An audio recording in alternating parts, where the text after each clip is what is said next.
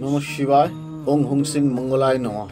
এটা বলার উদ্দেশ্য, জোডিয়াকে অষ্টম ঘর হচ্ছে মঙ্গলের ঘর।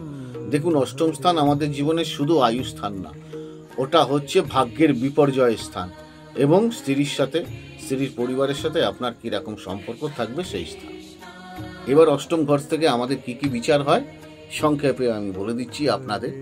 শক্তি, আয়ু, মরণের হেতু, বন্ধন, অপবাদ, কারাগার, মামলা মোকদ্দমা, অর্থব্যয়, নদী পারাপারের ক্ষেত্রে বাধা, জীবনে চলার পথে বাধা, জলযানে বিপদ, জলস্থানে বিপদ, দাঙ্গা হাঙ্গামা, দুর্ঘটনা, শোক, উদ্বেগ, ব্যাকুলতা, ঋণ গ্রহণ ও ঋণ দান এবং অস্ত্র দ্বারা আঘাত এবং দেহের ব্যাধির উৎপত্তি বোঝায়।